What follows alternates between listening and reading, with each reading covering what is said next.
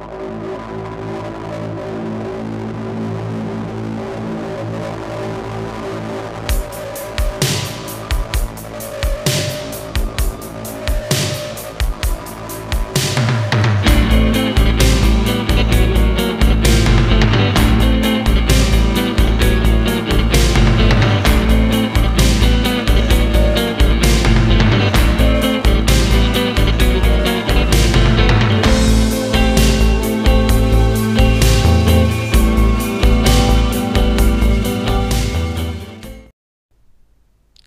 everybody, welcome to the Orange Road. So, it's another preview video for the second edition of the Ninth Age. One point I should make very clear, everything I'm going to talk about here has already been talked about in the behind the scene blog, the so-called magic blog update from a while back. But I want to talk about a selection of it, and those are the racial spells or the heritary spells, or I'm still having troubles pronouncing that word. I'm gonna call it racial spells for the rest of the episode. I really enjoy having the racial spells back in the game. It's not full lores, but it does give everyone a little taste of their own magic, and I really like them, so I just want to talk about them. I'm going to talk about how I feel about them, the fluff, the background, interesting combinations, just whatever comes up. The first one up, Beast Herds, and it's the Spirit of the Dark Forest. It's pretty much an augment that gives you terror, and it gives the opponent, when in base contact, an additional -1 discipline. It's not really an exciting spell, but it's a really handy spell to have. Stacking the -1 discipline on a unit, it's really handy to have, especially since the Beast Herd have more options to lower discipline, giving terror as well. It's nice to have, but I don't think it's that critical. It's just really that additional -1 discipline helps you break big blocks, and in an army like the Beast Herds, where we do see a lot of small mobile threats, chariots, centaurs, lords and chariots, monsters, breaking steadfast or stubborn, easier is just handy to have. And then we get the Daemon Legion, and they have the magical nourishment. It's another very simple spell. It just gives you +1 Aegis, or well, what we used to call +1 ward save. The range bubble effect is not really cheap to cast, and it's only 6 inch, so I think you're mostly going to use the 7+ option for the 24 inch range, but giving a 4+ ward save or Aegis is quite nasty to have. Again, it's a simple one, but I do think it has its uses, and it might also protect some of your bigger stuff as well. Then we get to the Dread Elves, and this is one of the more sexy spells. Crippling Fatigue. So, you can either use it on melee attacks or ranged attacks, depending on which version of the spell you use. Cheap one is for melee, expensive version 12+ for ranged, and you must reroll all fail to wound rules. Now, the Dread Elves are an army that are probably gonna play in combat that they have to kill you, or they're gonna get killed in the first turn. It's all about that massive impact swing. Getting the rerolls to wound in melee combat is really handy to have. But they also have a lot of shooting, especially with repeating crossbows and stuff. Getting the option to use the ranged attacks to reroll. Yeah, it's a very good spell. It's not that expensive to cast. The range is not bad. 18 inch is a bit of a in-between range, but it's a really cool spell, and I think we will see this spell be picked a lot. Then we get to the Empire of Sonnstahl, and they have an hereditary ability. Wizards from the Empire of the Sonnstahl have the ability to swap any single of their learned spells from the chosen lore for the learned spell one from any other available path to them. It's really fluffy. Let's start with that. Um, I have to think about this a bit more when I'm going to start playing with the Empire again, because there is some cool potential for combos here. I mostly like the interaction from the background that the Empire are guys that synergize well. They go to school for magic, and it's really cool. I'm not quite certain if it's something I would use a lot. I would have to make a list of all their learned spells, and then leave the first one of each of them and see what the interaction is. But yeah, it's cool, especially since you can use it if you're, for example, playing in a tournament and you have your set list. You can suddenly get, I think they can get alchemy, for example, pick the learned spell number 1 from alchemy if you're playing against someone with a lot of armor. And you don't even have, you can even take more learned spell 1 from other paths to them. So, yeah, I like the ability, it's really fluffy. Then we get to the glowing sigil. I already played against this. I really love this one. So it's A+ to cast, not too cheap, but it's a goldie. After you cast a spell, you get 2 veil tokens. Whenever a unit within 18 inches of the caster would lose a health point, 1 veil token may be discarded instead. And the health loss is ignored. Keep in mind that you don't have to use the veil token you generated for this. You can just use 2 veil tokens. But you can only use a maximum of 2 veil tokens per game phase, so it doesn't really matter that much. But you can also use those. You can also not use those veil tokens and keep them for next turn. So it's a spell with 2 options. It gives you more veil tokens, and veil tokens are important. And it also gives you that incredible ability to ignore wounds, especially since it's before the multiplying from Devastating Blow. You can only heal 1 single wound on each character or gigantic model, but it's usually that 1 wound with the multiple wound effect that is the biggest problem. Also a bit of fluff here. I think it's really cool because it fits my opinion on how the Highborn magic should work. It should be about protecting them in combat. Then we get to the Infernal Dwarfs, and I've been playing quite a bit with this one. So it's only 5+, it's cheap as chips. It's a permanent hex. Awesome. And it has a very nice range, 24 inch. Whatever you cast this on, it becomes flammable. And it stays flammable, because it's permanent, until the end of any phase where they get some flaming attack damage. Then they get an additional D3+1 strength 4 hits, armor penetration 0, flaming attacks, and only then does the flammable effect disappears from the unit. So often when I was playing with my Infernal Dwarfs, it wouldn't be that important to make stuff flammable the first turn, because I would not be in combat the first turn, and things would just be removed in the next magic phase. Now, nope, if I cast this the first turn and I don't use it until the 4th turn, doesn't matter, it stays on there. This gives you so much additional flexibility in your magic phase, because you can pinpoint threats, you can make them flammable, and just wait till you need it. Awesome spell, really glad this is in there, and you can probably feel my Infernal Dwarf love coming out here, but I really like that this is the racial spell for the Infernal Dwarfs. Then we get to the Kingdom of Equitaine. I haven't seen this one, to be honest. For some reason I skipped it. It's an augment for 1 turn, the Breath of the Lady. So it's an 18-inch range for 9+, and it's a 36 range for 11+. Natural to hit and to wound rules of 1 with close combat attacks made by the target must be rerolled. Natural armor save rolls of 1 must also be rerolled. Alrighty, let's see. So it's not a focus spell, so it's on the entire unit. So pretty much all your 1s are removed, and you have to reroll them. Especially in the armor saves, that is quite nice.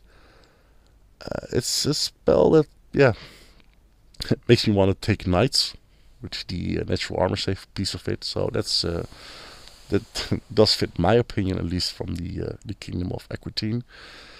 I do think you can use it in more of their units, but it's a cool spell. Perhaps I would have preferred, but then it would probably be overpowered again, if you couldn't increase the range, but you could make it an aura effect. So then you could just double charge lenses in there somewhere. But that's probably just a bit too over the top. Still, cool spell. Then we get to the Ogre Khans. Awaken the Ogres. It's an augment. 7 plus for an 18-inch range. 10 plus for also 18-inch range, but you get an additional effect. All melee attacks against the target suffer -1 to wound. That's quite powerful. For the blue version, all shamans in the target unit gain +1 resistance. Yeah, that's nice, but I wouldn't be casting the spell for that. I would just take shamanism or something for that effect. But for the ability that you get wound on 5s if you cast a spell, blah blah blah blah. But the all melee attacks against the target suffer -1 to wound. It's a nice one. It is powerful. It's also a bit annoying for strength 3 wounding purposes, because then it's gonna be a nightmare to wound ogres. It's also not really expensive for 7+. I think it's a very potent spell. It's not that exciting, but it's a really cool spell. Thank God it's only for melee attacks. Then we get to the Orcs and Goblins. Here we go. It's a very basic spell. A+, 18-inch range. Fail to hit rolls with close combat attacks against the target must be re-rolled. So it's pretty much Eternal Hatred. 1 turn at a time, or two combats. It's really basic. It's not bad. Do I like it? Yeah, I do kinda like it. I would have really liked if here was an orc version and a goblin version. I think it's a bit of a miss. It's not here yet. I think we can probably expect something like that for when the full reworked Orc and Goblin book gets announced, gets worked on, because I think that's something we could really use from a fluff side. Saurian Ancients get a magic missile. It's the first real magic missile in the racial spells. And it has the somewhat similar effect in the old pyromancy spell. So you can either take a cheap long range version with only strength 5. It sounds ridiculous to say. Or you can take the slightly more expensive shorter range strength 6.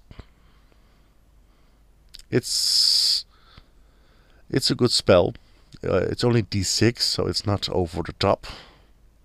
It gives them some options against some of the problems they struggle with. For example, highly armored models.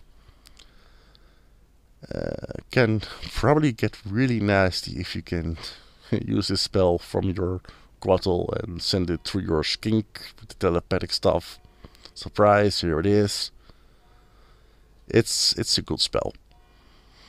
It's still, of course, a basic missile, but this means the Saurian Ancients can always bring a magic missile to any fight. Then we get to the Sylvan Elves. Miststrider. Gives you a 5-up ward save against ranged attacks. And if you boost it, you may make an extra magical move. Not really sold on the magical move. It's nice to have, but I think if you're playing with Sylvan Elves, you really need to be careful with your movement, and having a unit depend on that 6-inch extra magical move to survive, that means it's a problem, because then I'm gonna stop that spell and just kill the units, because when Sylvan Elf units are out of position, they are in trouble. Still, on the other hand, it's nice to have. The 5+ ward save, it helps them in the shooting match, which is one of their strengths. It's pretty cheap to cast. No Aegis effect again, which is probably a good thing, since I'm someone who likes playing with gun lines, so I'm glad it's not an area effects version. But yeah, it's a nice spell to have. Then we get to one of my more favorite ones, the Vermind Swarm. Just because of the name alone, Legacy of the Awakened Swarm. Love it. So, it's a 12-inch range for 7+. I would have liked the 6, right? This is what it is. For this whip version, of course. 10+ for 24-inch. 2d6, strength 4. Armor penetrating to magical attacks. Yeah, it's a nice spell. You can do some nice stuff with there, especially since it's not a missile. It's a direct damage spell, which is nice to have. 2d6 is quite potent. I do think it will help some of the problems the Vermind Swarm have against certain things. Because you don't need to actually hit something. You don't have to use the war machines to roll to hit. Just cast it, done damage. Then we get to the Undying Dynasties. So they don't have the racial spell like the other armies, they have a racial attribute spell. So whenever you cast any spell, it will activate this as long as it's an augment spell. It pretty much just heals models back, like the old evoked value. It's not really exciting from the spell itself. What is exciting is that you don't need to play with evocation to bring your army back, and I think that is a very big change for the Undying Dynasty players. It gives them a lot more options when building their list, so I think this is probably one of the best changes that you can contribute to the new racial spells. I think this is really something that the Undying Dynasty players will enjoy. So, good work, UD design guys. Thumbs up from me.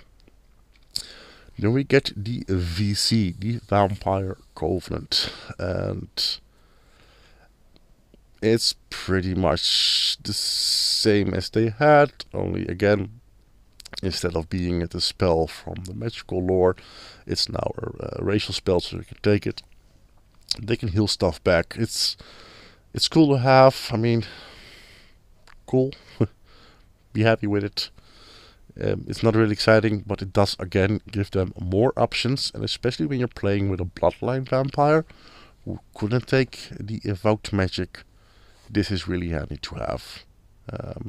I've got my Gust built army for the VC, and I haven't been playing them at the moment because I kinda got a little bit bored by them again. Sorry, I'm just a guy that switches armies a lot. But having this spell available for him is really cool. Don't have to bring that extra little necromancer running around. Then we get to the Warriors of the Dark Gods. Naked Hellfire. It's another magic missile. Range 24 for the low, 10 for the high. The 2d6 strength 2 hits our penetration 2. Yeah, it's a chaff clearer, pretty much. It's not really that exciting. It's the blue thing that's exciting. Before you hold the number of hits, you can use your soul tokens. Pretty much your reveal tokens. I think, could be wrong here. I'm getting also some stuff mixed around in my head, but you can get extra strength on those hits, so it could go up to strength 5. It's a cool mechanism. Let's make that completely clear. It's range damage isn't really your basic Warriors of the Dark God thing. They're all about close combat, so I think having this spell is good for the army. Some magical range damage. I just would have preferred more spells focused on melee. But again, that's just, I think if you go that way, you're going too heavy into the fluff, and the army actually does need a spell like this. Also a bit of fluff again. Oh yeah, here, soul tokens are unique resource of the Warriors Dark God book, and with the Reckoning special rule you can get them. So, field tokens is just a different setup. I haven't really looked at the Warriors of the Dark God book a lot, because it's the book we're working on the most yet. Alright everybody, yeah, like I said, I really like these racial spells, and it's probably one of my biggest favorite changes in the game, because I just, like I said before, I just love having the army specific fluff a bit more represented in the rules. I hope you enjoyed this sneak preview with me rambling about the different spells, and I'll see you all on the next show of the Orange Road. Bye!